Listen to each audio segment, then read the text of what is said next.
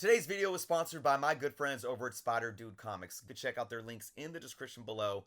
You guys can save 10% off of any order by using the code JOURNOS10.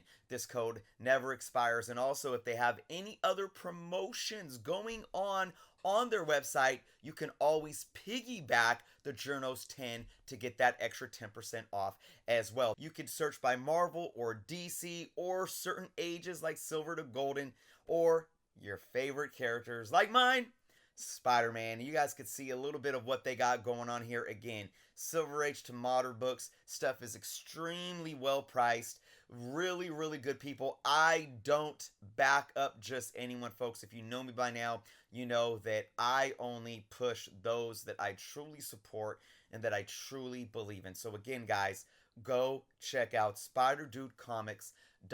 You can also follow them on Instagram, and you can check out their YouTube channel by finding their link in the description below or finding their YouTube link on their website. What is going on, everyone? Chris with Journos, Comics, and Pop Culture. Today, we have a CGC video quite like none other than I've done in the past, and we're going to answer the question, did CGC screw me?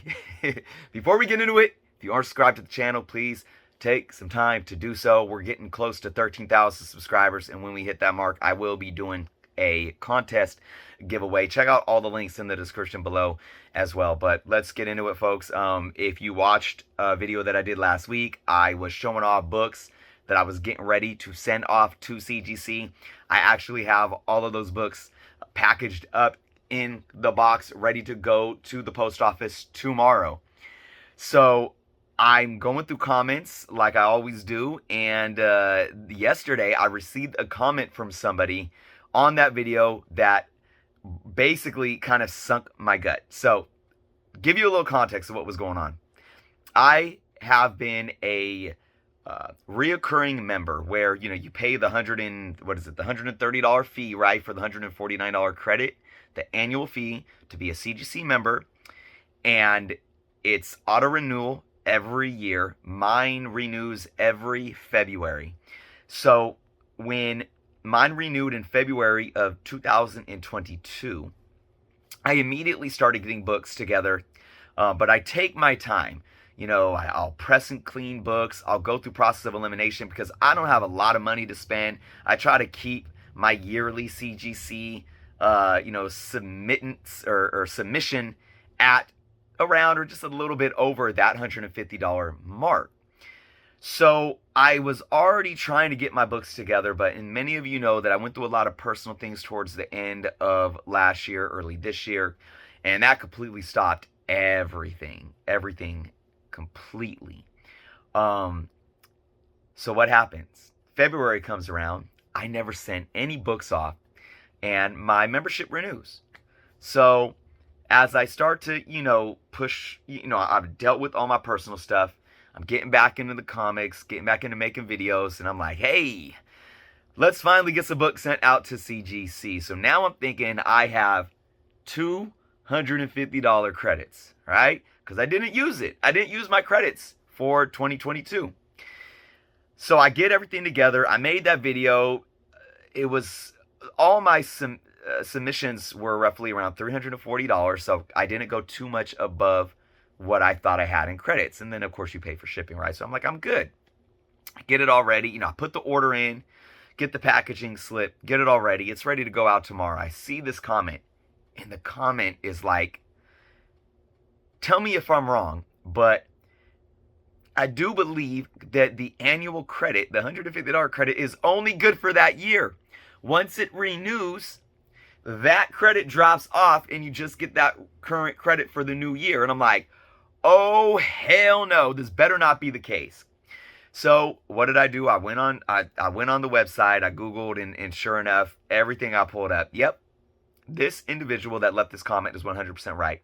I'm pissed. I'm like, I'm done with CGC.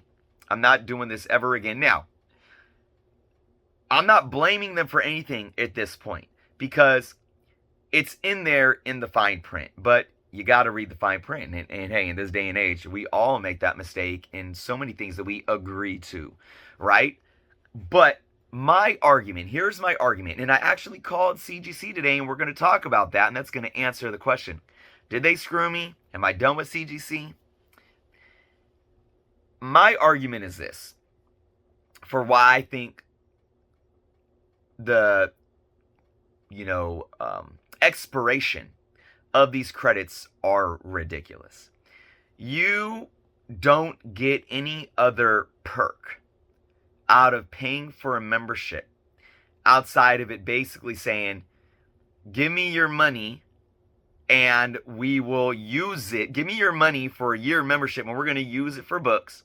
There's no other real services. You get the $20 off. You pay $130 for $150. So that's the only perk. You don't get any like membership perks. I mean, it doesn't do anything for you, the membership.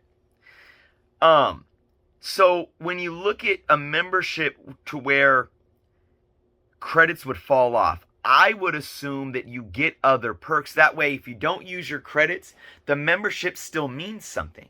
To me, it's just basically their business model in order to get that residual revenue from repeat customers. It solidifies customers to come back because you have that auto renewal mechanism, right? I don't think it should ever expire. You have Marriott points or hotel points or frequent flyer mileage in all these things where whether you pay a fee for it, like, okay, let me give you actually a better example. Fandango and Regal. I am a member of Regal Rewards and Fandango Rewards. And I pay money to accumulate points.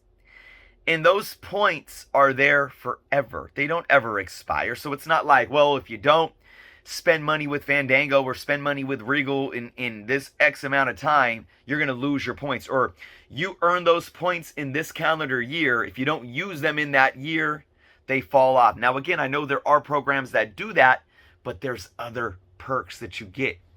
So that's my argument against it. These should never expire. I call CGC. I tell them what happened, and I even tell them my spiel that I just gave you guys. I don't think it should be like this. This is why. Obviously, I was very passionate without being an a-hole and yelling at them. I was just trying to be a businessman. And the individual, the woman that I was speaking to, hears me out. She says, let me see what I can do. She puts me on hold a couple different times, and she comes back and she says, I am able to allow your 2022 credits to remain for the remainder of the 2023 calendar year. And then your 2023 credits will be available until February 2024 for that one calendar year. And I said, wow, thank you so much. Truly. So, CGC actually handled this in a very customer-friendly manner. And here's the thing with CGC. I have a lot of issues with CGC, a lot. But one thing that has never disappointed me is their customer service. And like I said, I don't blame them because it's not like this policy is not documented. It is, but even the woman that I was speaking to said a lot of people probably miss that. It's really easy to miss.